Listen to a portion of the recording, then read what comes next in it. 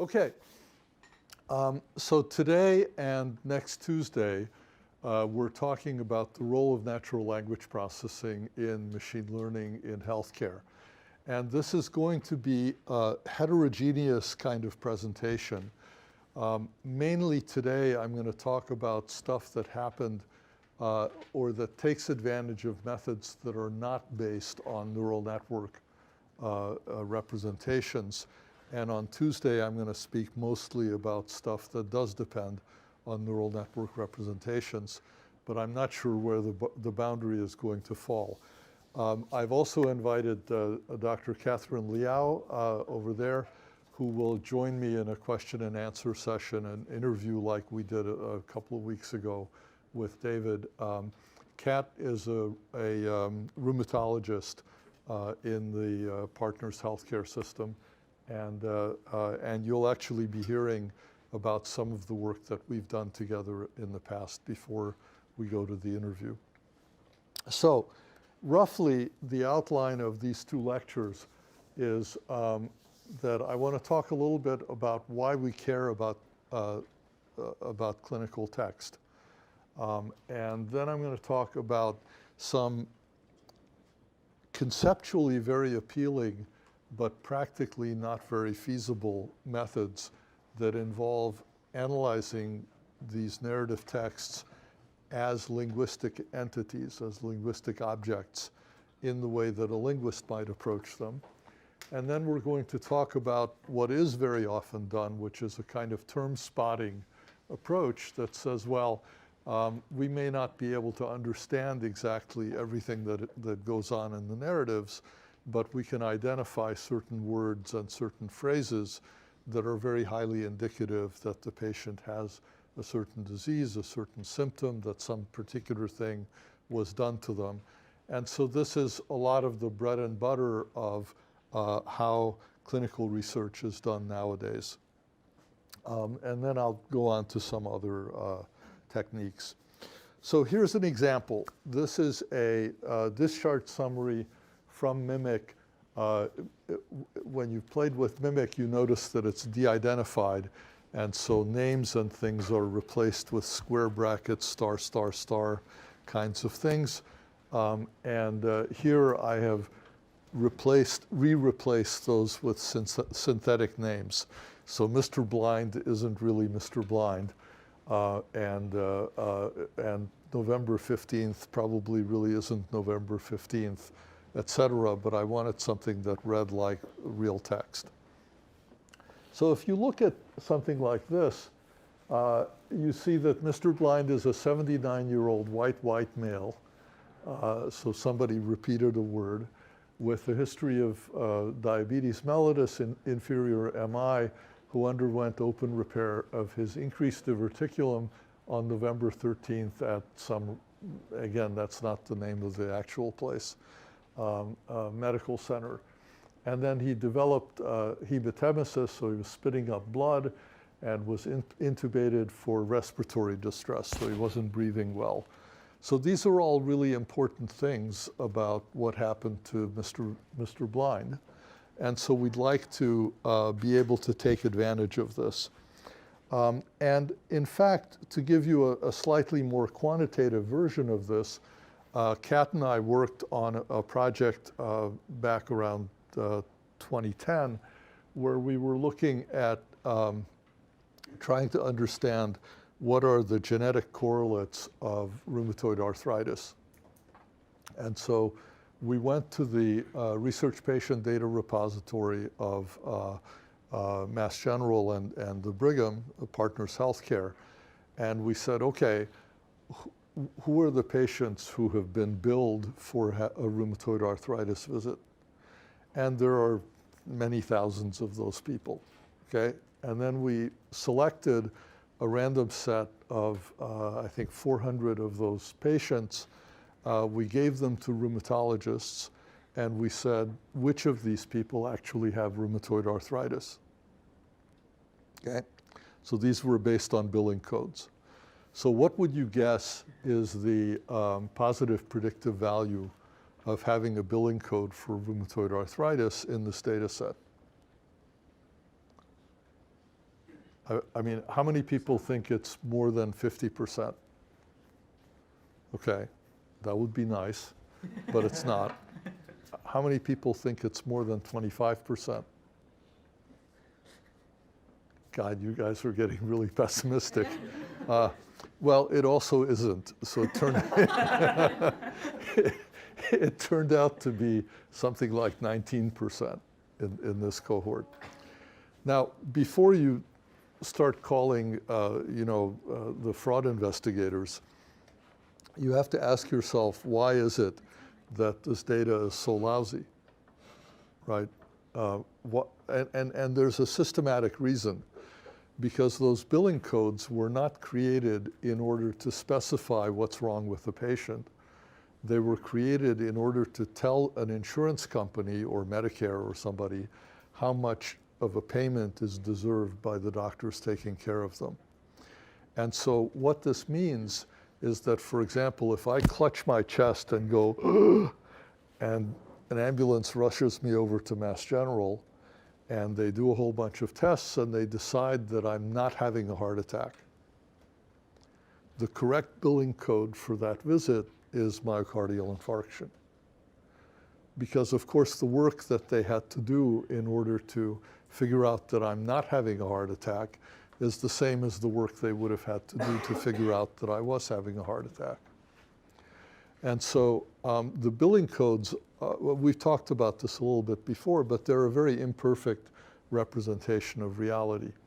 So we said, well, okay, what if we insisted that you have 3 billing codes for rheumatoid arthritis rather than just 1?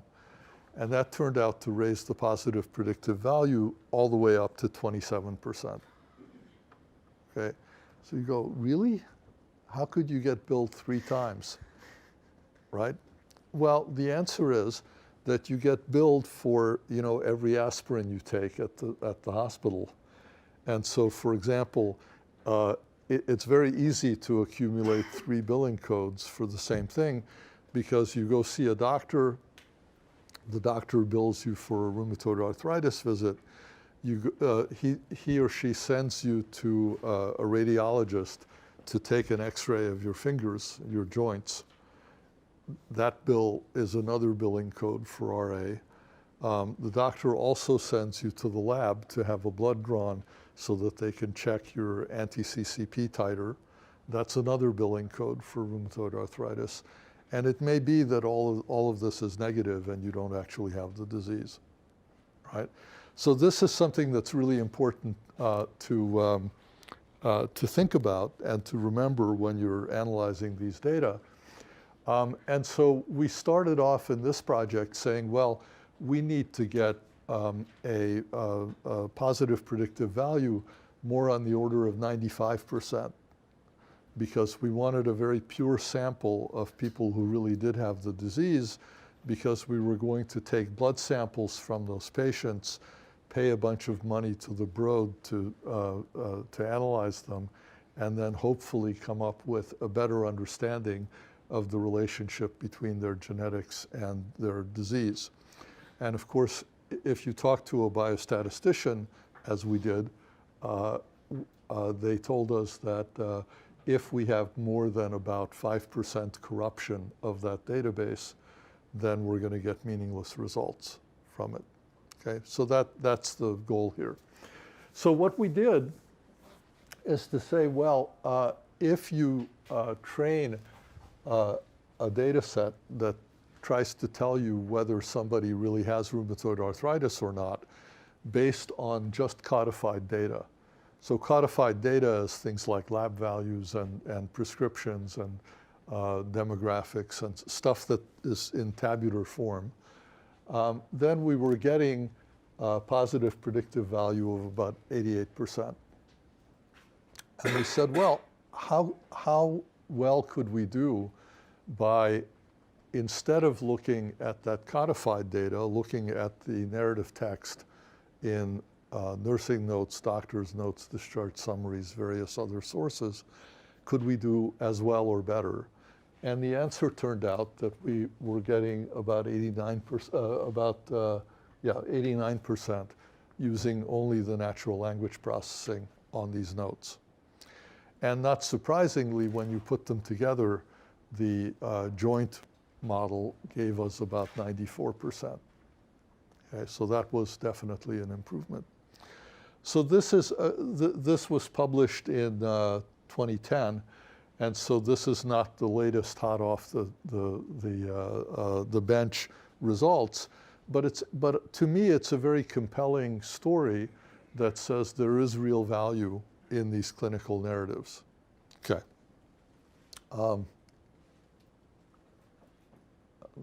Okay.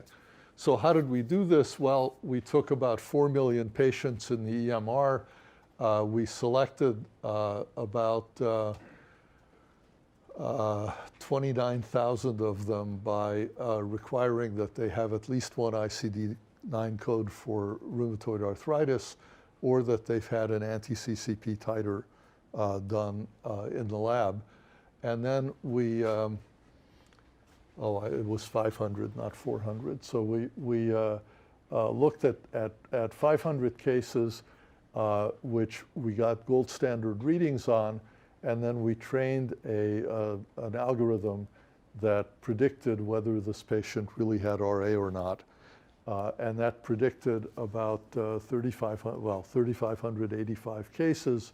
We then sampled a validation set of 400 of those.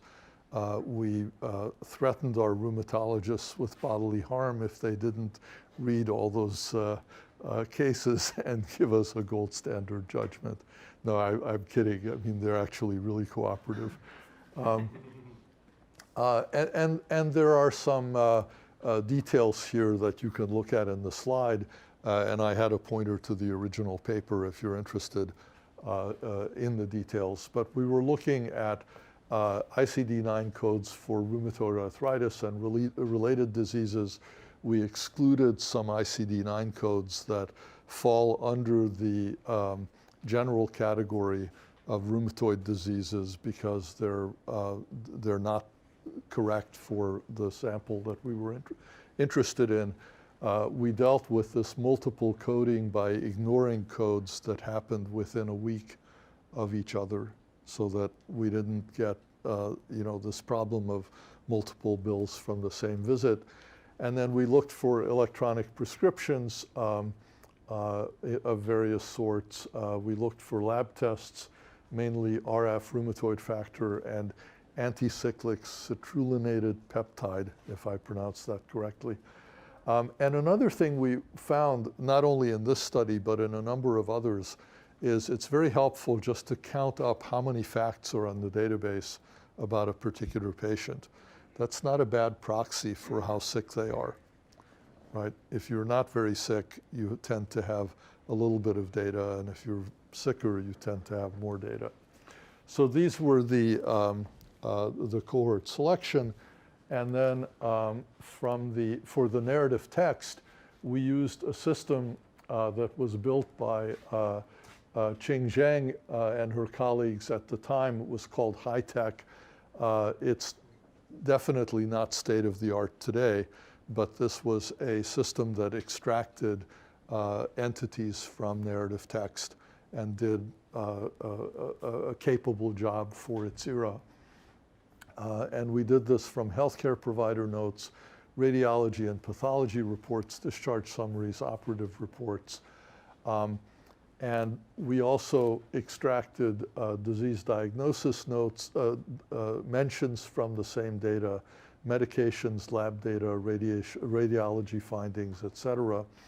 And then we had augmented the list that came with that tool with a sort of hand-curated list of alternative ways of saying the same thing in order to expand our coverage. And we played with negation detection because, of course, if a note says the patient does not have X, then you don't want to say the patient had X because X was mentioned. And I'll say a few more words about that in a minute. So if you look at the model we built, using logistic regression, which is a very common method, what you find is that there are positive and negative predictors, and the predictors actually are an interesting mix of ones based on natural language processing and ones that are codified. So for example, you have rheumatoid arthritis. If a note says the patient has rheumatoid arthritis, that's pretty good evidence that they do. If somebody is characterized as being seropositive, that's again good evidence. And then erosions and so on. But there are also codified things, like if you see that the rheumatoid factor in a lab test was negative, then actually I don't know why that's, oh no, that counts against, okay. And then various exclusions. So these were the things selected by our regularized logistic regression algorithm. And I showed you the results before. So we were able to get a positive predictive value of about 0.94. Yeah? On the previous slide, you said standardized regression coefficients. So why did you standardize? Maybe I got the words wrong, but just on the previous slide.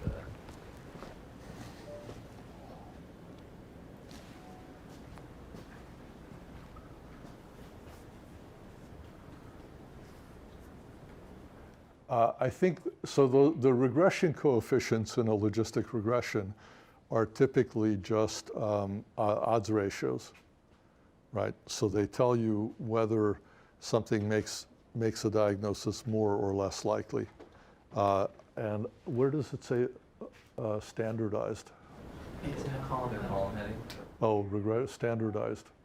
I don't know why it says standardized. Do you know why it says standard? So a couple of things. One is when you run an algorithm right on your data set, you can't port it using the same coefficients because it's going to be different for each one. So we didn't want people to feel like they can just add it on.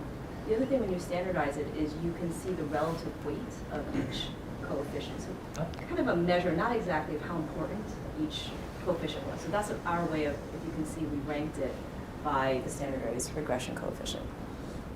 So NLP RA is up top at 1.11.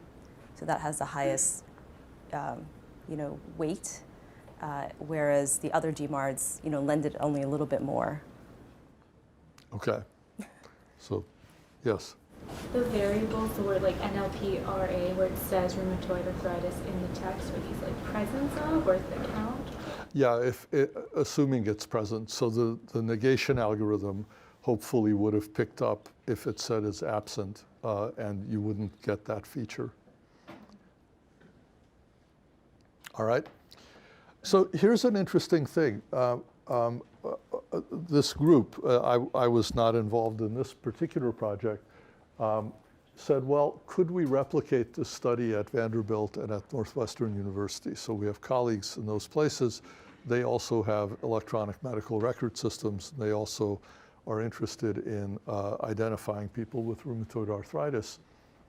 And so partners had about 4 million patients. Northwestern had 2.2. Vanderbilt had 1.7. And we couldn't run exactly the same stuff because, of course, these are different systems. And so the medications, for example, were extracted from their local EMR in very different ways. And the natural language queries were also extracted in different ways because Vanderbilt, for example, already had a tool in place where they would try to translate any text in their notes into UMLS concepts, which we'll talk about again in a little while. So my expectation when I heard about this study is that this would be a disaster, okay? That it would simply not work because there are local effects, local factors, local ways that people have of describing patients that I thought would be very different between Nashville, Chicago, and Boston. And much to my surprise, what they found was that, in fact, it kind of worked. So the model performance, even taking into account that the way the data was extracted out of the notes and clinical systems was different, was fairly similar. Now, one thing that is worrisome is that the PPV of our algorithm on our data, the way we calculated PPV, they calculated PPV in this study, came in lower than the way we had done it when we found it. And so there's a technical reason for it, but it's still disturbing that we're getting a different result. The technical reason is described here, that here the PPV is estimated from a 5-fold cross-validation of the data, whereas in our study, we had a held-out data set from which we were calculating the positive predictive value. So it's a different analysis. It's not that we made some arithmetic mistake. But this is interesting, and what you see is that if you plot the areas under the, or if you plot the ROC curves, what you see is that training on Northwestern data and testing on either Partners or Vanderbilt data was not so good. But training on either Partners or Vanderbilt data and testing on any of the others turned out to be quite decent, right? So there is some generality to the algorithm. All right, I'm going to switch gears for a minute. So this was from an old paper by Barrows from 19 years ago. And he was reading nursing notes in an electronic medical record system. And he came up with a note which has exactly that text on the left-hand side in the nursing note, okay? Except it wasn't nicely separated into separate lines. It was all run together. So what does that mean? Anybody have a clue? I didn't when I was looking at it. So here's the interpretation. So that's a date. IPN stands for intern progress note. SOB does not mean what you think it means. It's shortness of breath. And DOE is dyspnea on exertion. So this is difficulty breathing when you're exerting yourself, but that has decreased, presumably from some previous assessment. And the patient's vital signs are stable, so VSS, and the patient is afebrile, AF, okay, et cetera. So this is harder than reading the Wall Street Journal, because the Wall Street Journal is meant to be readable by anybody who speaks English. And this is probably not meant to be readable by anybody except the person who wrote it, or maybe their immediate friends and colleagues. So this is a real issue, and one that we don't have a very good solution for yet. Now, what do you use NLP for? Well, I had mentioned that one of the things we want to do is to codify things that appear in a note. So if it says rheumatoid arthritis, we want to say, well, that's equivalent to a particular ICD-9 code. We might want to use natural language processing for de-identification of data. I mentioned that before. Mimic, the only way that Roger Mark's group got permission to release that data and make it available for people like you to use is by persuading the IRB that we had done a good enough job of getting rid of all the identifying information in all of those records, so that it's probably not technically impossible, but it's very difficult to figure out who the patients actually were in that cohort, in that database. And the reason we ask you to sign a data use agreement is to deal with that residual, difficult but not necessarily impossible because of correlations with other data. And then you have little problems like Mr. Huntington suffers from Huntington's disease, in which the first Huntington is protected health information because it's the patient's name. the second Huntington is actually an important medical fact. And so you wouldn't want to get rid of that one. You want to determine aspects of each entity, its time, its location, its degree of certainty. You want to look for relationships between different entities that are identified in the text. For example, does one precede another? Does it cause it? Does it treat it, prevent it, indicate it, et cetera? So there are a whole bunch of relationships like that that we're interested in. And then you're also, for certain kinds of applications, what you'd really like to do is to identify what part of a textual record addresses a certain question. So even if you can't tell what the answer is, you should be able to point to a piece of the record and say, oh, this tells me about, in this case, the patient's exercise regimen.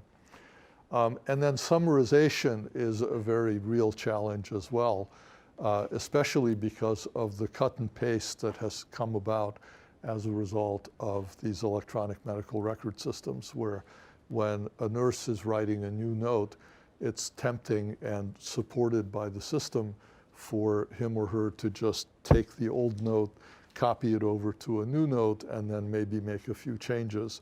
But that means that it's very repetitive. The same stuff is recorded over and over again. And sometimes that's not even appropriate because they may not have changed everything that needed to be changed. The other thing to keep in mind is that there are two very different tasks. So for example, if I'm doing de-identification, essentially I have to look at every word in a narrative in order to see whether it's protected health information. But there are often aggregate judgments that I need to make where many of the words don't make any difference. And so, for example, one of the first challenges that we ran back in 2006 was where we gave people medical records, narrative text records from a bunch of patients and said, is this person a smoker? Okay. Well, you can imagine that there are certain words that are very helpful, like smoker or tobacco user or something like that. But even those are sometimes misleading. So for example, we saw somebody who happened to be a researcher working on tobacco mosaic virus who was not a smoker. And then you have interesting cases like the patient quit smoking 2 days ago. Really? Are they a smoker or not? And also aggregate judgment is things like cohort selection, where it's not every single thing that you need to know about this patient. You just need to know if they fit a certain pattern.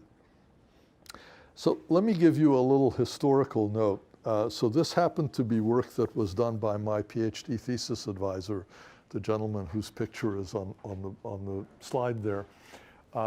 And he published this paper in 1966 called English for the Computer in the proceedings of the Fall Joint Computer Conference. This was the big computer conference of the 1960s. And his idea was that the way to do English, the way to process English, is to assume that there's a grammar, and any English text that you run across, you parse according to this grammar, and that each parsing rule corresponds to some semantic function.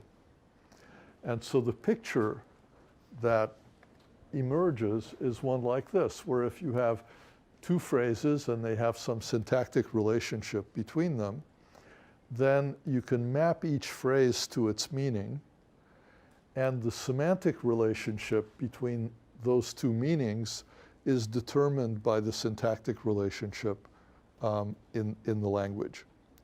So this seems like a fairly obvious idea, but apparently nobody had tried this on a computer before.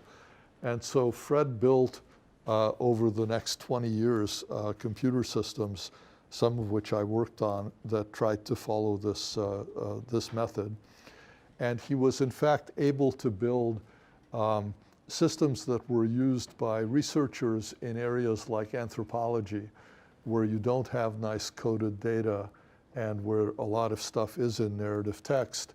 And yet he was able to help one anthropologist that I worked with at Caltech to analyze a database of about 80,000 interviews that he had done with members of the Gwembi-Tanga tribe who lived in the valley that is now flooded by the Zambezi River reservoir on the border of Zambia and Zimbabwe. So that was fascinating, and he became very well known for some of that research. In the 1980s, I was amused to see that SRI, which doesn't stand for anything but used to stand for Stanford Research Institute, built a system called Diamond Diagram, which was intended to help people interact with the computer system when they didn't know a command language for the computer. So they could express what they wanted to do in English, and the English would be translated into some semantic representation, and from that, the right thing was triggered in the computer.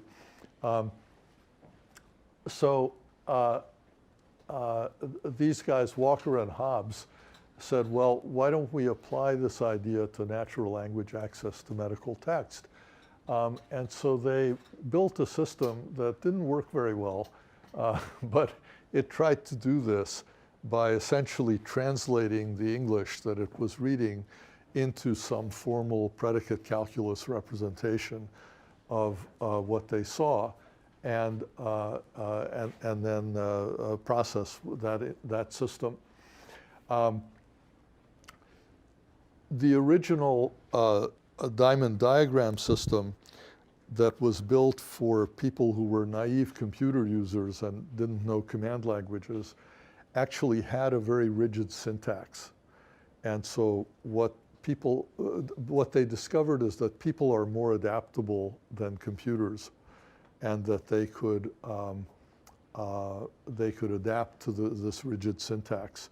How many of you have Google Home or Amazon Echo or Apple something or other that you deal with? Well, so it's training you, right? Because it's not very good at letting you train it, but you're more adaptable, and so you quickly learn that if you phrase things one way, it understands you, and if you phrase things a different way, it doesn't understand you, and you learn how to phrase it. So that's what these guys are relying on, is that they can get people to adopt the conventions that the computer is able to understand. The most radical version of this was a guy named de Holm, who I met in 1983 in Paris.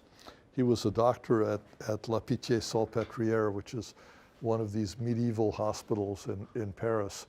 And it's a wonderful place, although when they built it, it was just a place to die, because they really couldn't do much for you. So de Holm convinced the chief of cardiology at that hospital that he would develop an artificial language for taking notes about cardiac patients. He would teach this to all of the fellows and junior doctors in the cardiology department at the hospital, and they would be required by the chief, who's very powerful in France, to use this artificial language to write notes instead of using French to write notes. And they actually did this for a month. And when I met de Holm, he was in the middle of analyzing the data that he had collected, and what he found was that the language was not expressive enough. There were things that people wanted to say that they couldn't say in this artificial language he had created. And so he went back to create version 2, and then he went back to the cardiologists and said, well, let's do this again. And then they threatened to kill him. So So the experiment was not repeated. Okay, so back to term spotting. Traditionally, if you were trying to do this, what you would do is you would sit down with a bunch of medical experts and you would say, all right, tell me all the words that you think might appear in a note that are indicative of some condition that I'm interested in. And they would give you a long list. And then you do grep. You'd search through the notes for those terms. Okay? And if you want it to be really sophisticated, you would use an algorithm like negex, which is a negation expression detector that helps get rid of things that are not true. And then as people did this, they said, well, there must be more sophisticated ways of doing this. And so a whole industry developed of people saying that not only should we use the terms that we got originally from the doctors who were interested in doing these queries, but we can define a machine learning problem, which is how do we learn the set of terms that we should actually use that will give us better results than just the terms we started with. And so I'm going to talk about a little bit of that approach. First of all, for negation, Wendy Chapman, now at Utah, but at the time at Pittsburgh, published this paper in 2001 called A Simple Algorithm for Identifying Negated Findings and Diseases in Discharge Summaries. And it is indeed a very simple algorithm. And here's how it works. You find all the UMLS terms in each sentence of a discharge summary. So I'll talk a little bit about that, but basically it's a dictionary lookup. You look up in this very large database of medical terms and translate them into some kind of expression that represents what that term means. And then you find two kinds of patterns. One pattern is a negation phrase followed within 5 words by one of these UMLS terms. And the other is a UMLS term followed within 5 words by a negation phrase, different set of negation phrases. So if you see no sign of something, that means it's not present. Or if you see ruled out unlikely something, then it's not present. Absence of, not demonstrated, denies, etc. And post modifiers, if you say something declined or something unlikely, that also indicates that it's not present. And then they hacked up a bunch of exceptions where, for example, if you say gram-negative, that doesn't mean that it's negative for whatever follows it or whatever precedes it, right? Etc. So there are a bunch of exceptions. And what they found is that this actually, considering how incredibly simple it is, does reasonably well. So if you look at sentences that do not contain a negation phrase, and looked at 500 of them, you find that you get a sensitivity and specificity of 88 and 52%. For those that don't contain one of these phrases, of course, the sensitivity is 0 and the specificity is 100%. And on the baseline. And if you use negex, what you find is that you can significantly improve the specificity over the baseline, all right? And you wind up with a better result, although not in all schemes. So what this means is that very simplistic techniques can actually work reasonably well at times. Well, so how do we do this generalization? One way is to take advantage of related terms like hypo or hypernyms, things that are subcategories or supercategories of a word. You might look for those. Other associated terms, for example, if you're looking to see whether a patient has a certain disease, then you can do a little bit of diagnostic reasoning and say, if I see a lot of symptoms of that disease mentioned, then maybe the disease is present as well. And so the recursive machine learning problem is how best to identify the things associated with the term, and this is generally known as phenotyping. Now, how many of you have used the UMLS? Just a few.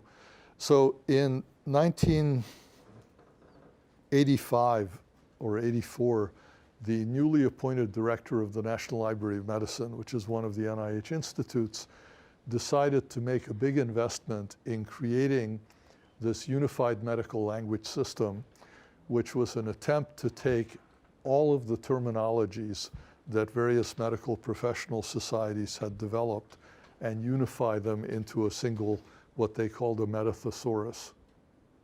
So it's not really a thesaurus because it's not completely well integrated, but it does include all of this terminology.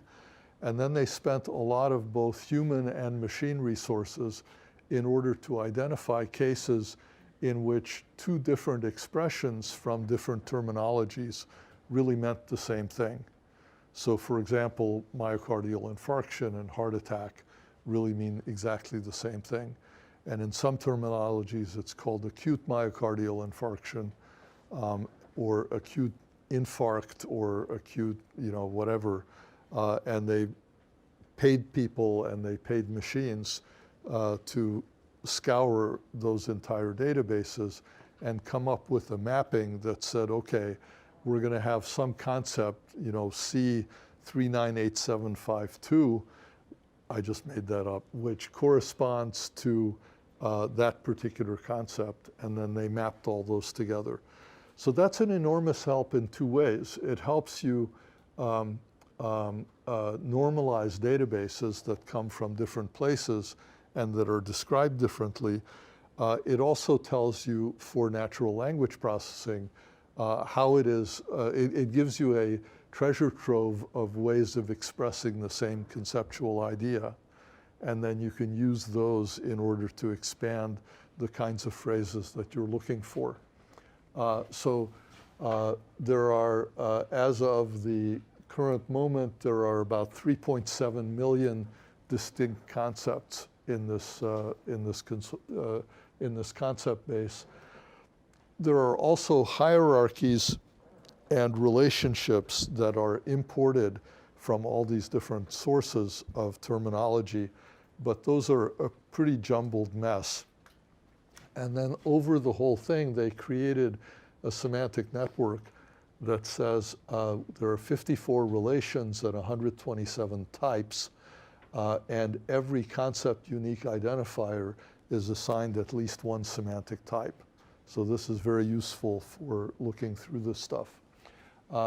Here are the UMLS semantic concepts of various, or the semantic types. So you see that the most common semantic type is this T061, which stands for therapeutic or preventive procedure, and there are 260,000 of those concepts in the metathesaurus.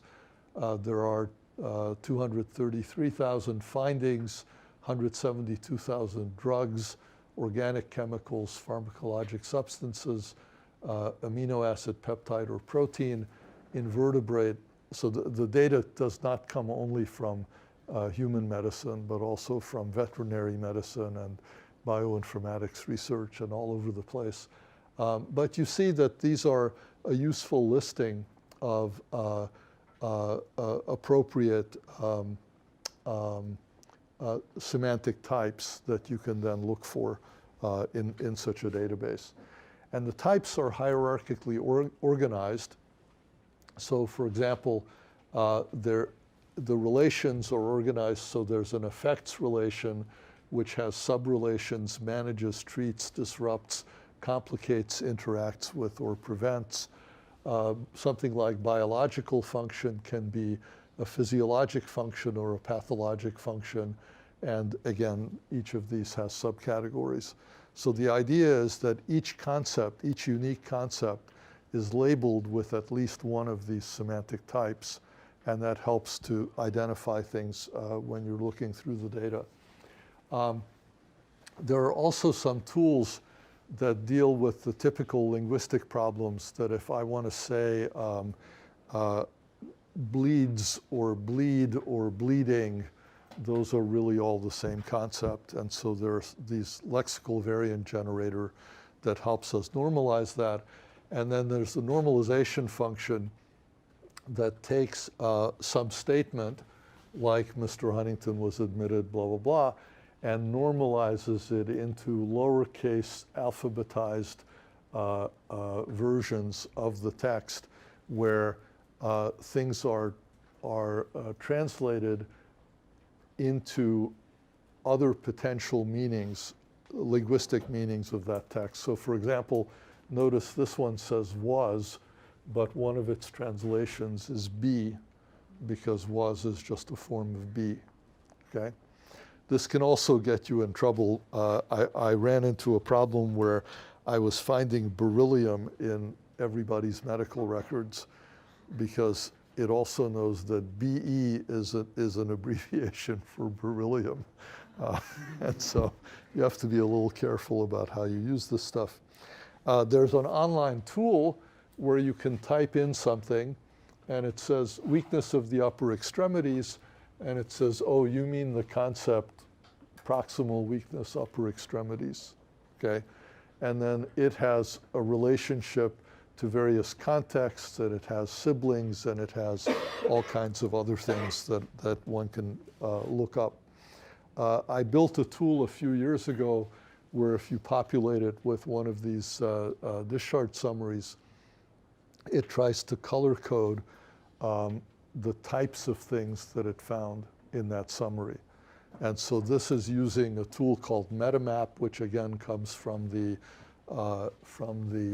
National Library of Medicine, and a locally built UMLS lookup tool that in this particular case finds exactly the same mappings from the text. And so you can look through the text and say, okay, so no indicates negation, and urine output is a kind of one of these concepts. If you moused over it, it would show you.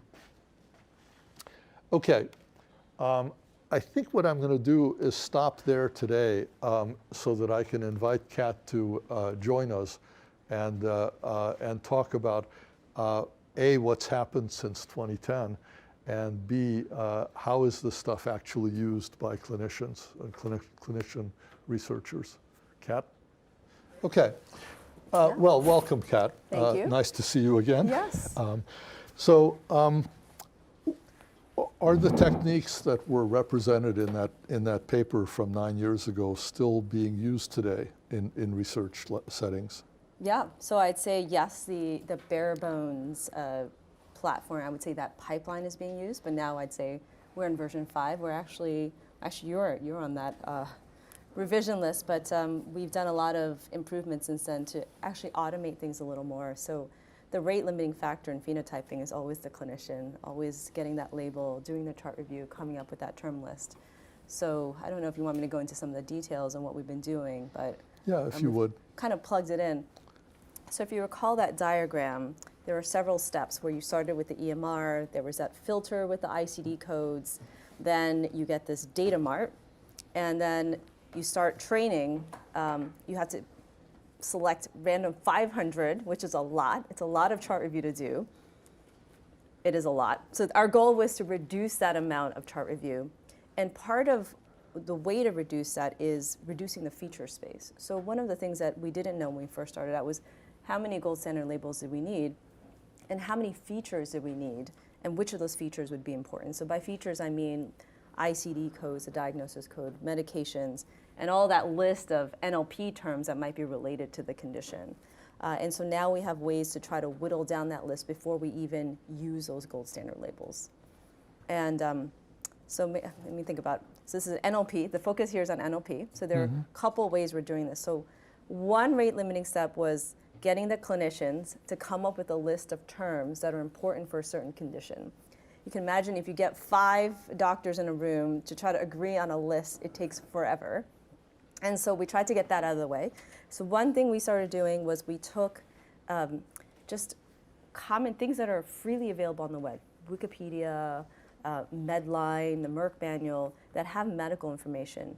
And we actually now process those articles, look for medical terms, pull those out, map them to concepts, and that becomes that term list.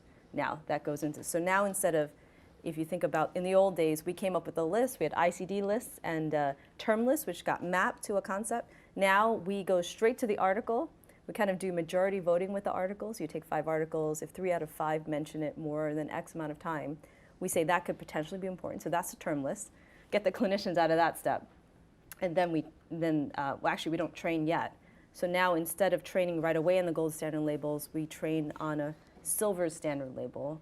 Mainly, most of the time we use the main ICD code, but sometimes we use the main NLP CUI, because sometimes there is no code for the phenotype we're interested in. So that's kind of some of the steps that we've done to automate things a little bit more and formalize that pipeline. So in fact, the pipeline is now part of the Partners Biobank, which is a Partners Healthcare, as Pete mentioned, is Mass General and Brigham Women's Hospital. They are recruiting patients to come in and get the blood sample, link it with their notes so people can do research on linked EHR data and blood samples. So this is the pipeline they use for phenotyping.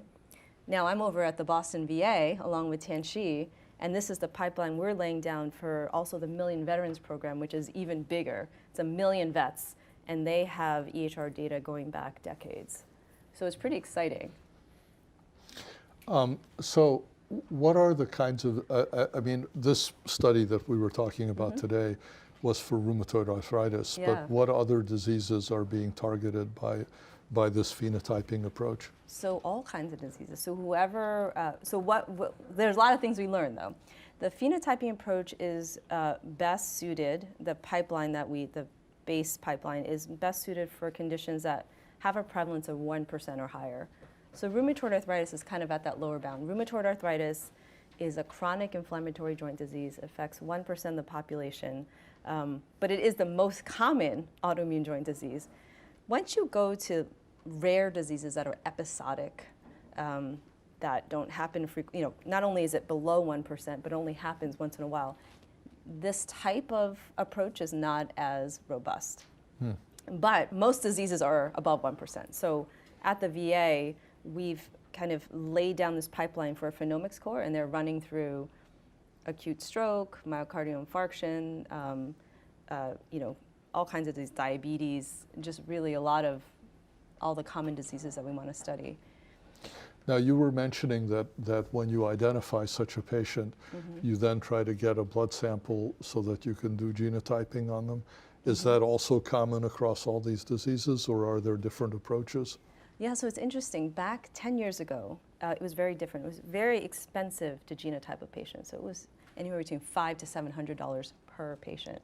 And that was just for single nucleotide polymorphisms? Yes, just for a SNP. So we had to be very careful about who we selected. So 10 years ago, what we did is we said, okay, we have 4 million patients and partners. Who has RA with good certainty? Then we select those patients and we genotype them because it costs so much. You didn't want to genotype someone who didn't have RA. Not only would it alter it would reduce the power of our association study, it would just be like wasted dollars. The interesting now, the change has happened, and we have to completely think of a different way of approaching things. Is now you have these biobanks. So you have something like the VA MVP or UK Biobank. They're being systematically recruited. Blood samples are taken. They're genotyped with no study in mind, linked with the EHR. So now I walk into the VA. It's a completely different story. 10 years later, I'm at the VA and I'm interested in identifying rheumatoid arthritis. Interesting enough, this algorithm ports well over there too. But now we tested our new method on there. But now instead of saying, I need to identify these patients and get the genotype, all the genotypes are already there. So it's a completely different approach to research now. Yep. Interesting. Yeah. So the other question I wanted to ask you before we turn it over to questions from the audience Yeah. is, so this is all focused on research uses of Yeah. the data. Mm-hmm.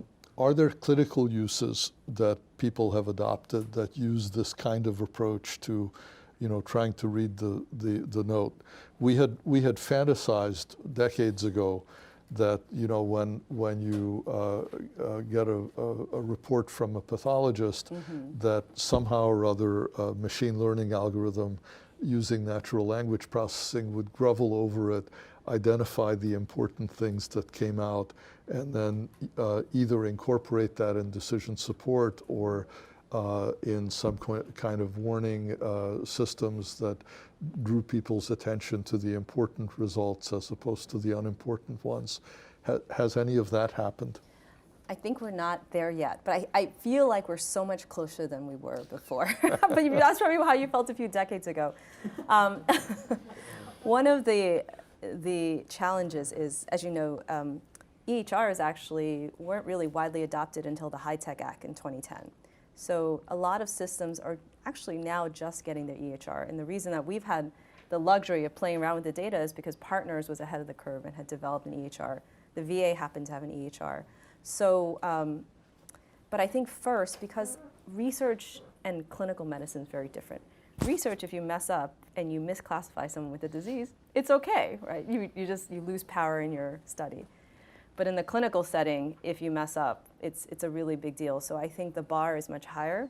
And so what we're doing, one of our goals with all this phenotyping is to get it to that point where, we feel pretty confident. We're not going to say someone has or hasn't a disease, but we are, actually Tianchi and I are thinking, or have been planning this grant where what's outputted from this algorithm is a probability of disease. And for some of our phenotype algorithms, they're pretty good. And so what we want to test is what threshold is that probability that you would want to tell a clinician that, hey, if you're not thinking about rheumatoid arthritis in this patient, this is particularly helpful in places where they're in remote locations where there aren't rheumatologists available. You should be thinking about it and maybe, considering referring them or, speaking to a rheumatologist through telehealth, which is also something. There's a lot of things that are changing that are making something like this much more fit much more into the workflow. So. Yep. Yeah.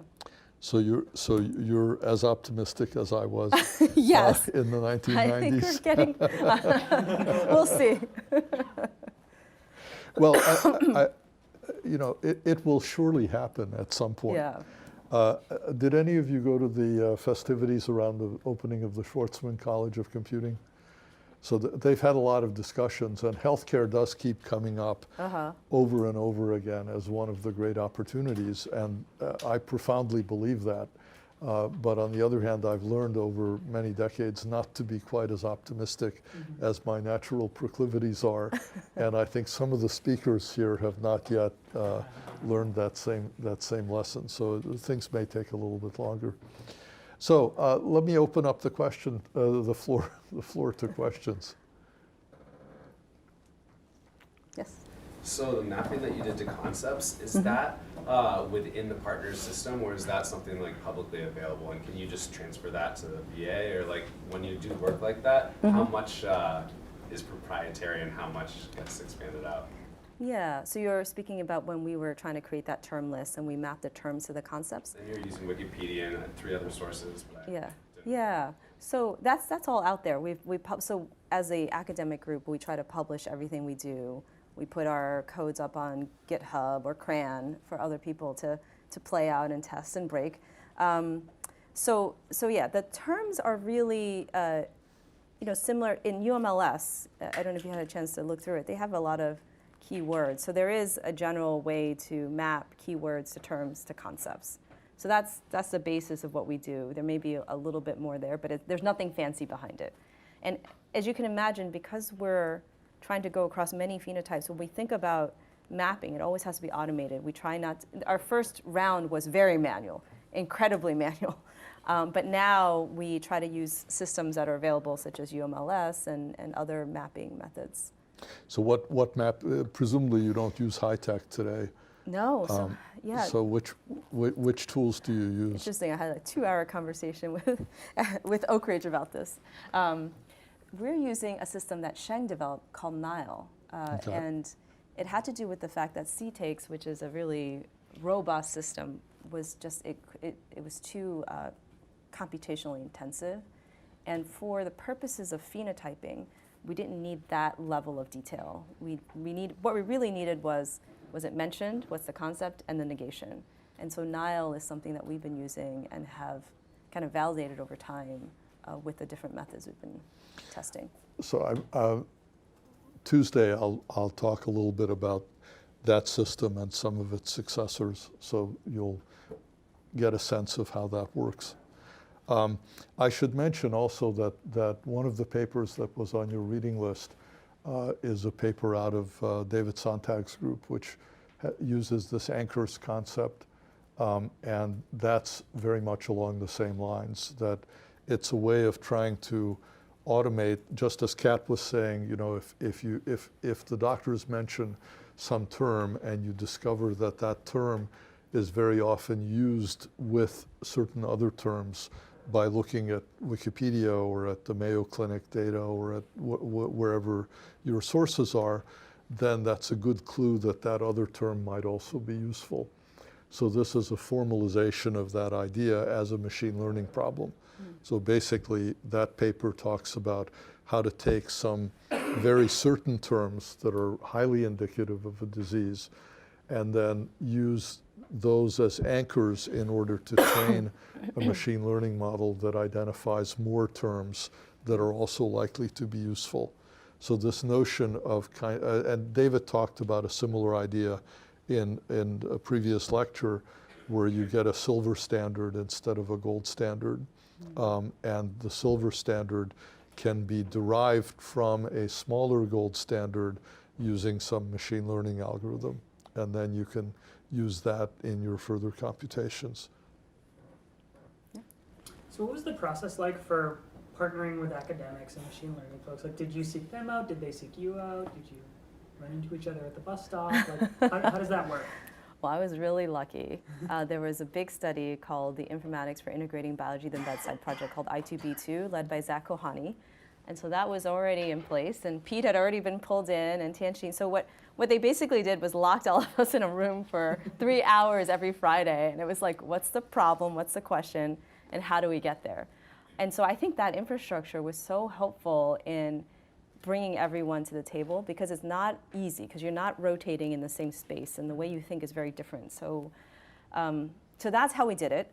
Now, now that it's more mainstream, I think when we first started, everyone was, my colleagues joked with me, they're like, what are you doing, R2D2? You know, what's going on? Are you going off the deep end over there? Because, you know, the type of research we do was more along the ways of clinical trials and ClinEpi projects.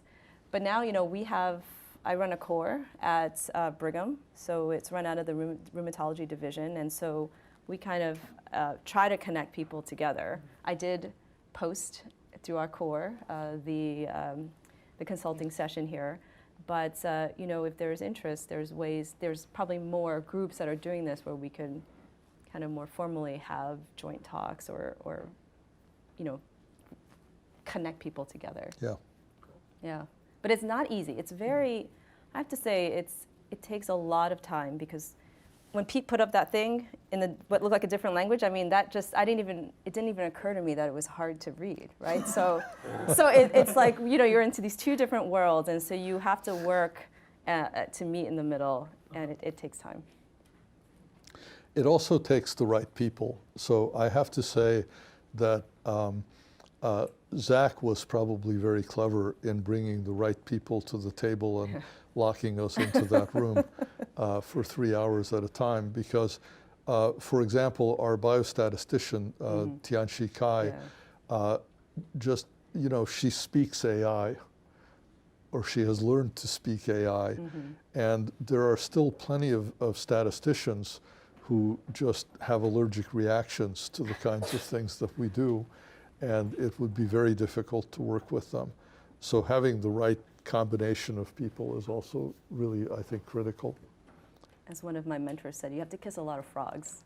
So that's a lot of frogs. Yeah.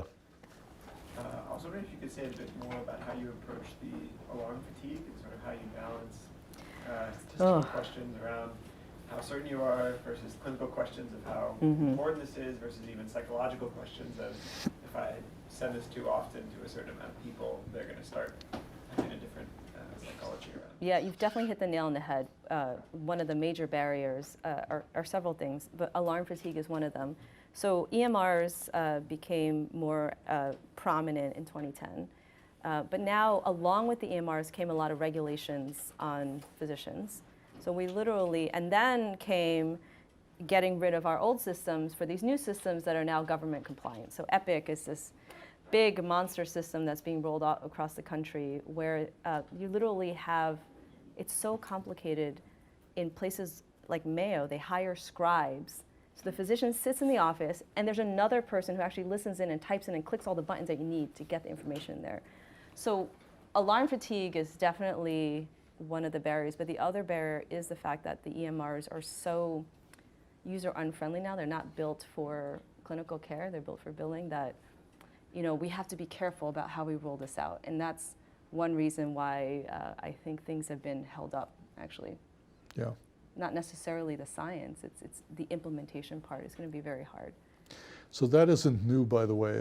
I remember a class I taught in biomedical computing about 15 years ago. David Bates, who's the chief of general internal medicine or something at the Brigham, Yeah. came and gave a guest lecture, and he was describing their experience with a drug-drug interaction system that they had implemented, and they purchased a data set from a vendor called First Data Bank that had scoured the literature and found all the instances where people had reported cases where a patient taking both this medication and that medication had an apparent adverse event. So there was some interaction between them.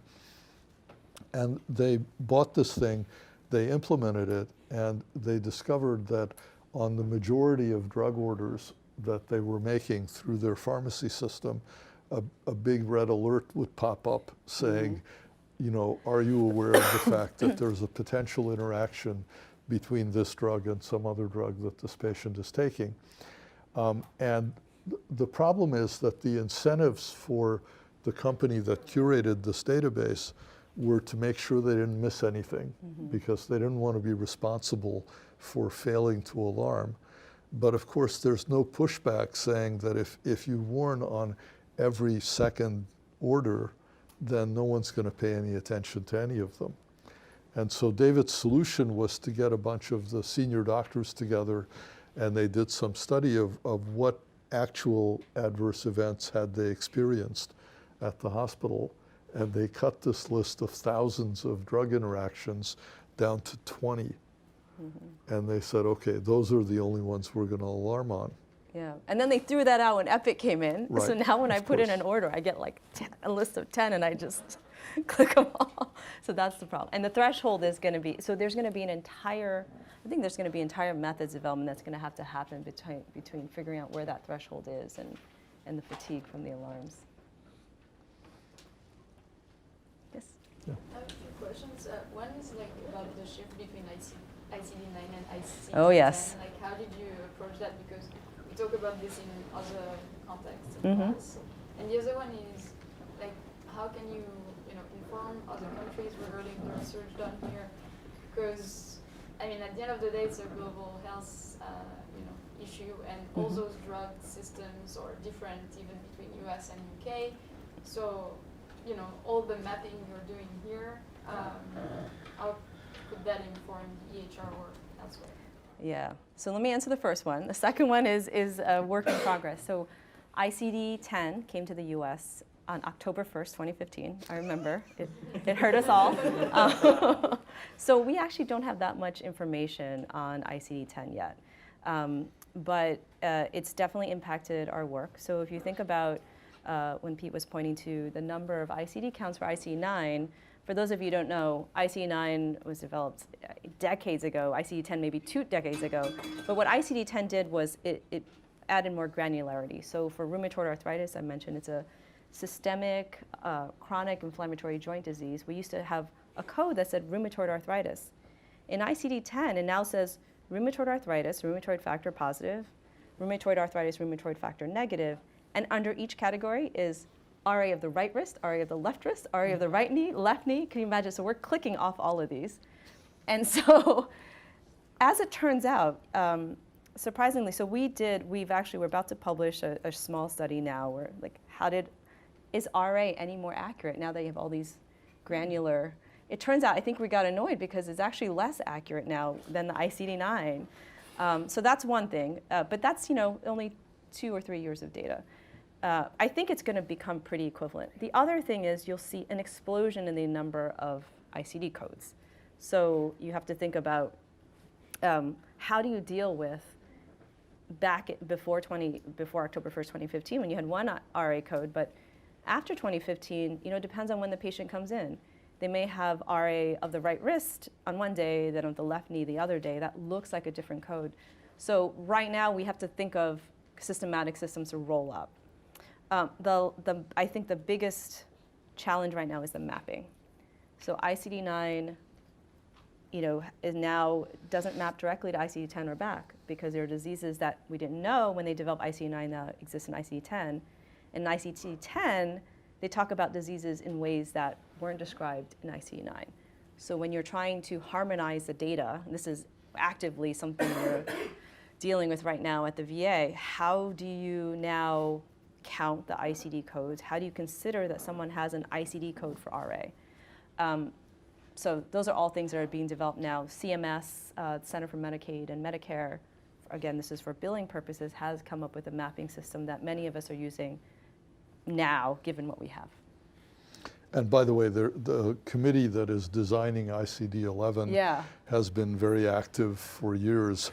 And so there's another one coming down the pike. Although from what I understand— Are you involved with that? No. But Chris Shute yes, I saw. was head of it. Well, but actually I'm a little bit optimistic because unlike the traditional ICD system, this one is based on SNOMED, which has a much more logical structure. Okay. So, my favorite ICD-10 code is closed fracture of the left femur due to spacecraft accident. I didn't even know that existed. Okay. As far as I know, that code has never been applied to anybody, but it's there just in case.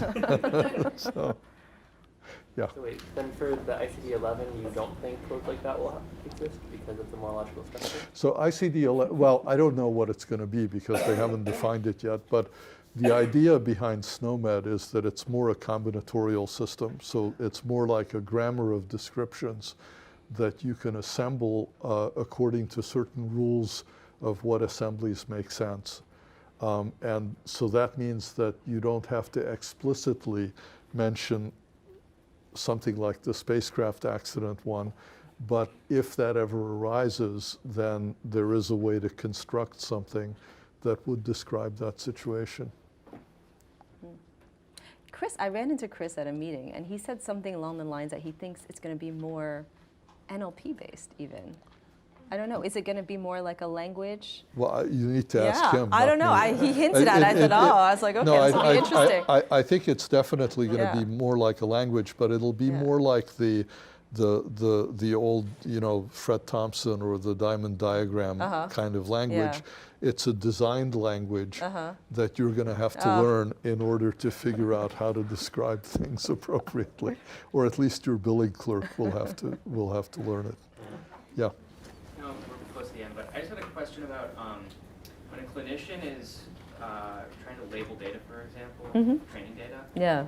Are there any ambiguities ever? Oh, yes. Like sometimes this is definitely this person has RA, this person I'm not really sure, and how do you take that into account when you're actually training and testing?